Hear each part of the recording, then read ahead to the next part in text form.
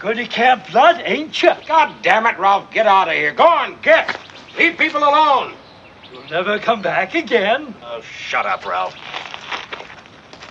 It's got a death curse.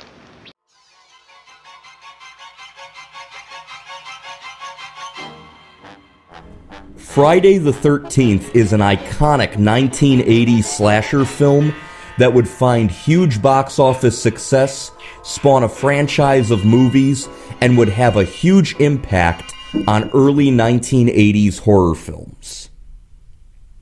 In 1958 at Camp Crystal Lake in the backwoods of New Jersey, two camp counselors sneak inside of a cabin to have sex. They are then killed by an unseen assailant. We weren't doing anything. We were just messing around.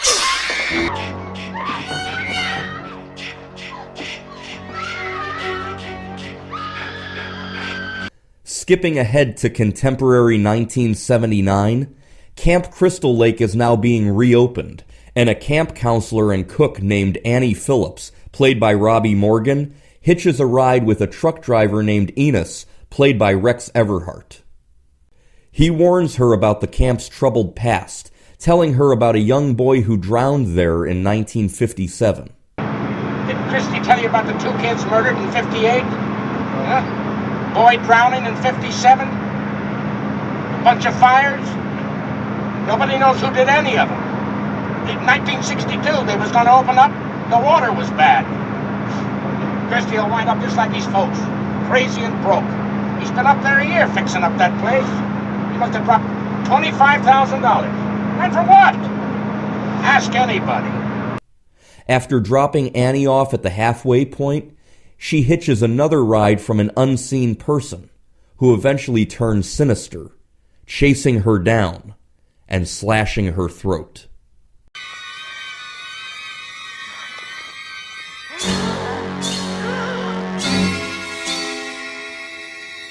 At the camp, a group of counselors, including Alice Hardy, played by Adrienne King, and Jack, played by Kevin Bacon, begin refurbishing the cabins. It's gonna storm. We can tear down that valley like a son of a gun. The camp workers, trying to have fun and relax, soon find themselves being killed off one by an unseen psychopath on Friday the 13th.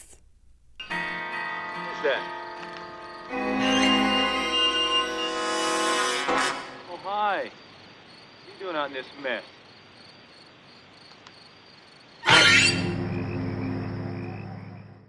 Directed by Sean S. Cunningham, this movie was written by Victor Miller and was filmed in New Jersey in September of 1979.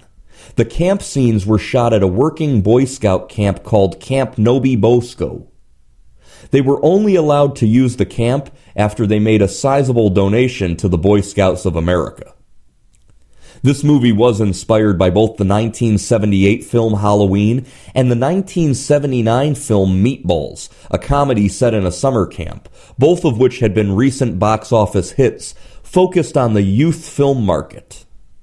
Director Sean Cunningham was so sure that the title Friday the 13th would sell the movie alone that he took out a full-page ad in Variety over the 4th of July weekend of 1979 before they even had a script or a premise for the movie.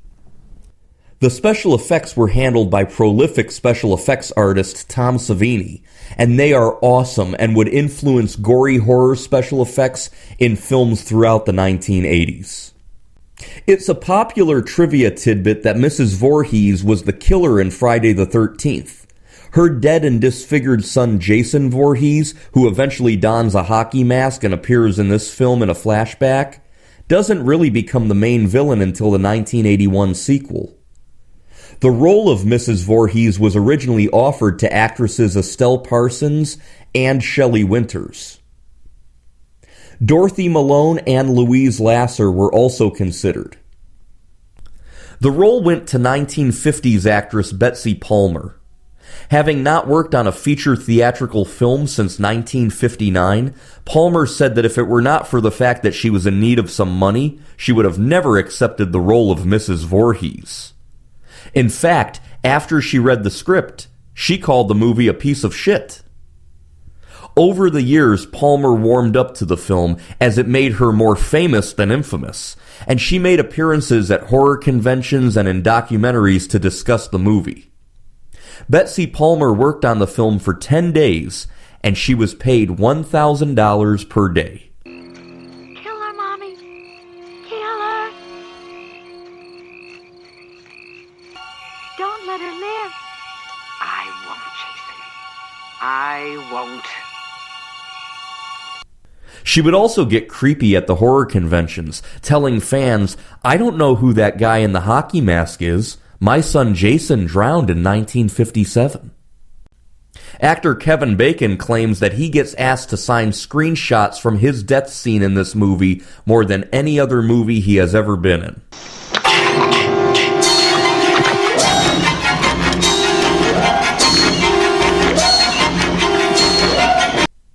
The role of Alice Hardy was originally going to be offered to actress Sally Field until they realized that they didn't have enough money in the budget to get an actress with that kind of fame.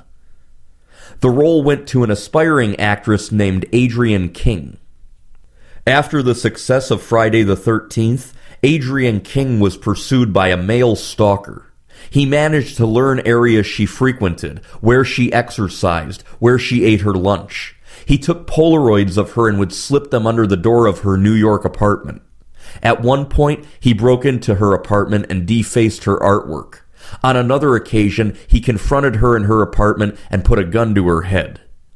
The police caught the man and he was sent to prison, but Adrienne King was so traumatized after that event that after a 1983 Downey commercial, she only did voiceover work and wouldn't appear on screen again until the year 2009.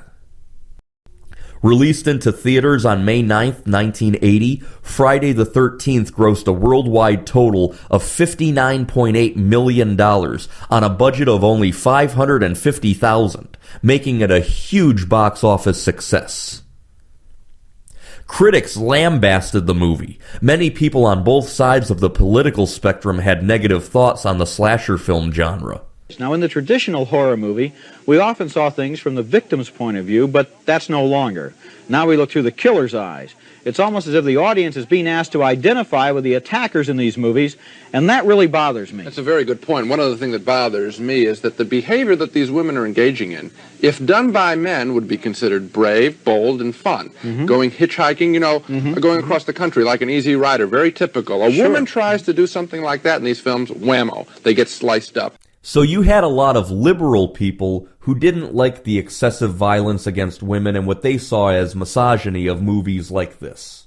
Well, across the United States, though, where we show Jimmy Carter's states that he's won in red, you see there aren't many there, just 6 of them altogether.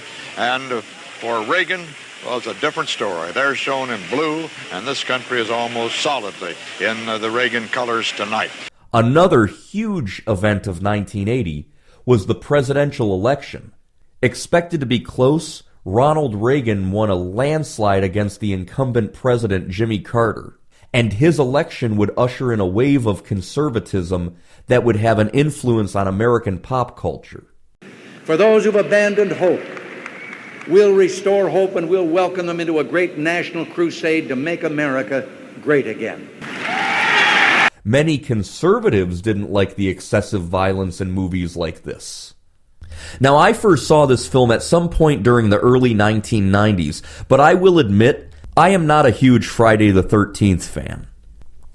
I've always considered the big four, Halloween Michael Myers, Friday the 13th Jason Voorhees, A Nightmare on Elm Street Freddy Krueger, and Scream's Ghostface killers.